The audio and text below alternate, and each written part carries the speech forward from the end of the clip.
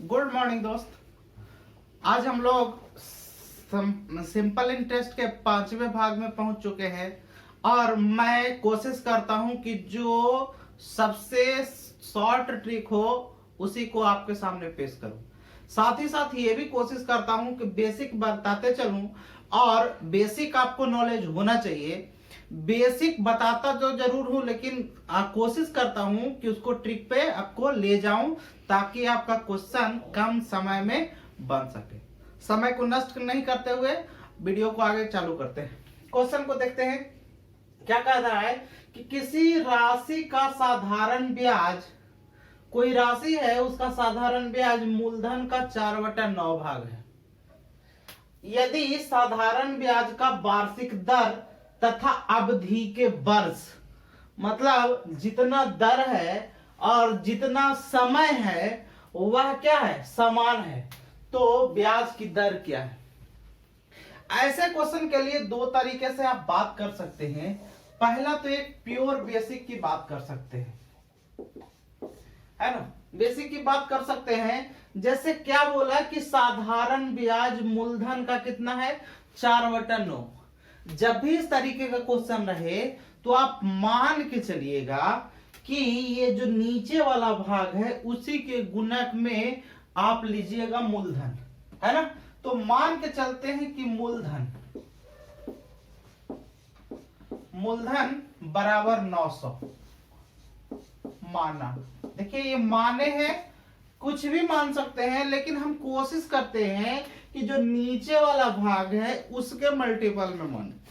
ठीक है, तो 900 माने तो साधारण ब्याज कितना हो जाएगा, साधारण ब्याज कितना हो जाएगा, ये हो जाएगा 900 का कितना, 4/9।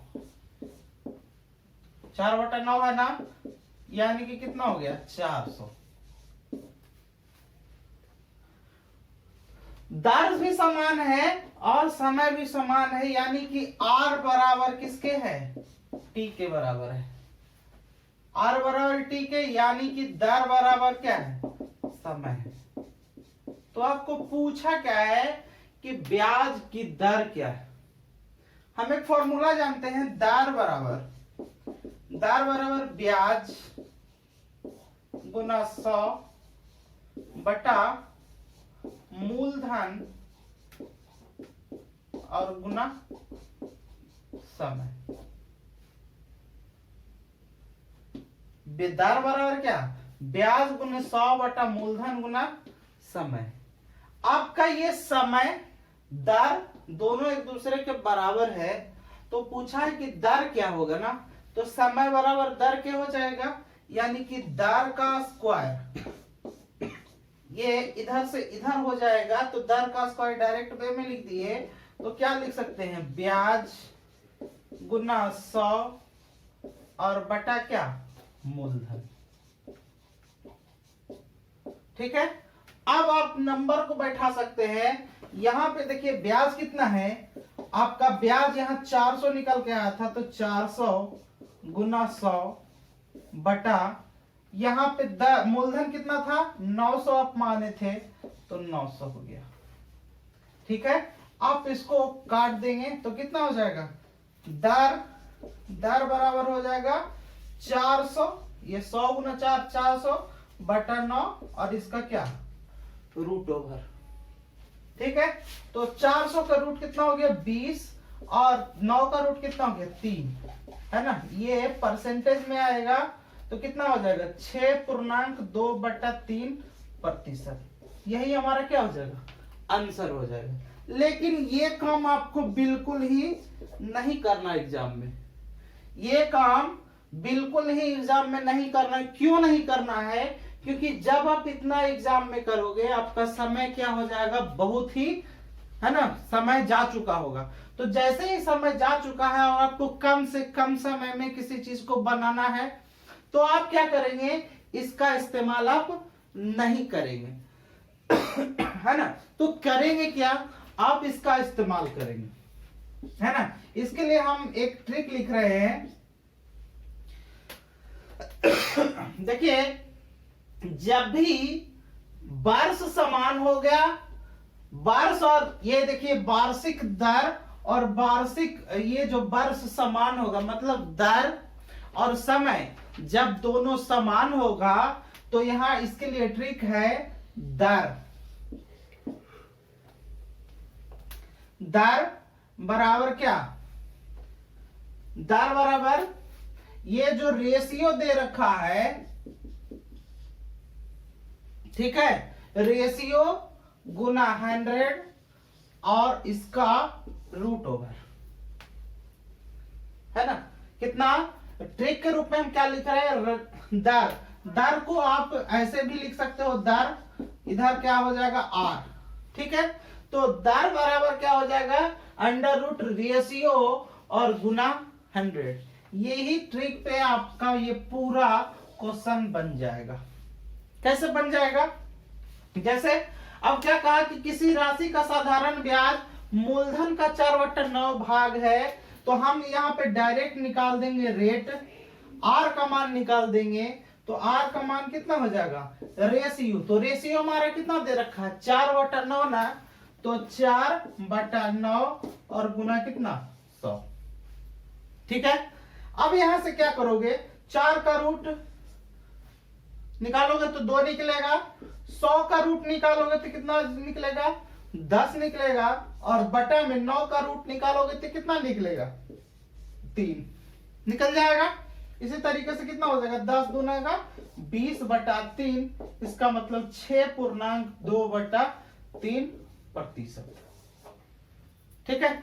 तो आप एग्जाम में ऐसे ना करके इस ट्रिक का इस्तेमाल करेंगे और इस तरीके से दर निकाल देंगे।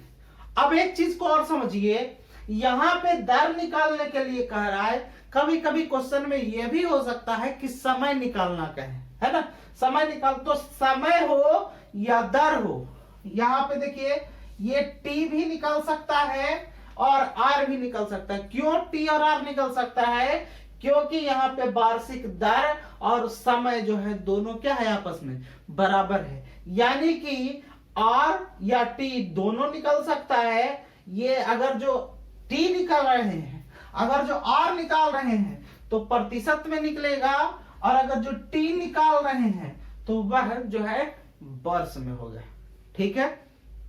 तो इसी आधार पर क्वेश्चन को एग्जाम में पूछा जाता है ना। तो इसी आधार पर एक क्वेश्चन और देखते हैं जो बिल्कुल ट्रिक से बनाएंगे हम लोग।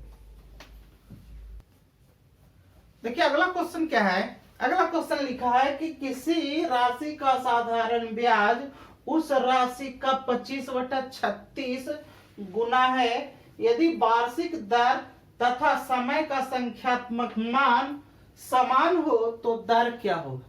चीज वही है, अगर यहाँ पे दर का मान पूछ रहा है तो दर का मान निकालेंगे, अगर समय का मान पूछता तो समय का मान निकालते, लेकिन तरीका चेंज नहीं होता, है ना। तरीका चेंज क्यों नहीं होता, क्योंकि हमको कंडीशन में बताया है कि समय जितना रहेगा उतना ही दर रहेगा, है ना।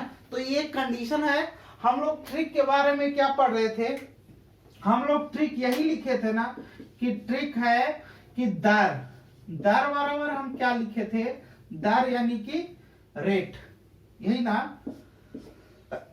हम लोग क्या लिखे थे, under root ratio minus ratio और गुना 100, यही लिखे थे ना। कभी कभी क्या हो सकता है कि रेशियो ना रह करके, ये रेशियो ना रह करके कुछ और भाग हो सकता है, तो कभी कभी r इक्वल टू हम लिख सकते हैं रूट अंडर n गुना 100। n का मतलब है कि आप कितना गुना किए हैं, ठीक है, उसी पे। तो देखिए क्वेश्चन क्या बोला कि किसी राशि का साधारण ब्याज उस राशि का 25/36 गुना है, यदि वार्षिक दर तथा समय का संख्यात्मक मान समान हो तो दर क्या होगा। तो दर क्या होगा, दर यही होगा, तो r बराबर कितना हो जाएगा रूट अंडर 25/36 और गुना कितना 100, यही होगा ना। आप इसको अगर जो आप दो तरह से काम कर सकते हो।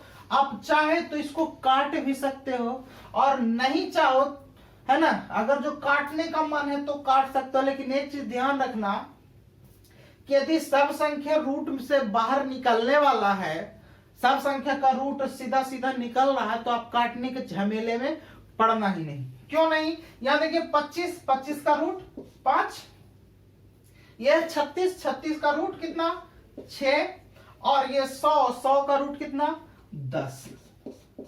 ठीक है, ये जो होगा आएगा क्या, परसेंटेज में आएगा। अब इसको काटना चाहो तो काट सकते हो। 3 दूना 6, 5 दूना के 10, कितना हो गया 25/3%, यानी कि कितना हो गया 8.1/3%। ठीक है, तो इसी तरीके का प्रश्न जो है, इसी तरीके का क्वेश्चन जो है एग्जाम में पूछता है, आगे भी पूछने की संभावना है। कोई जरूरी नहीं है कि कौन सा एग्जाम में कौन सा क्वेश्चन कब पूछ देगा, इसका कोई, है ना, जरूरी नहीं है। क्यों जरूरी नहीं है? क्योंकि मान लीजिए कि रेलवे का एग्जाम हुआ, एनटीपीसी का, तो 1 महीना एग्जाम चलेगा। ग्रुप डी का एग्जाम हुआ तो फिर 1 महीना एग्जाम चलेगा। तो कौन सा शिफ्ट में किसके लिए कौन सा क्वेश्चन आ जाएगा कोई नहीं बता सकता। इसलिए आपको जानकारी सब चीज की रखनी है। ठीक है, ऐसे ही और भी शॉर्ट ट्रिक के लिए हमारे साथ बने रहिए। आज के लिए इतना ही, धन्यवाद।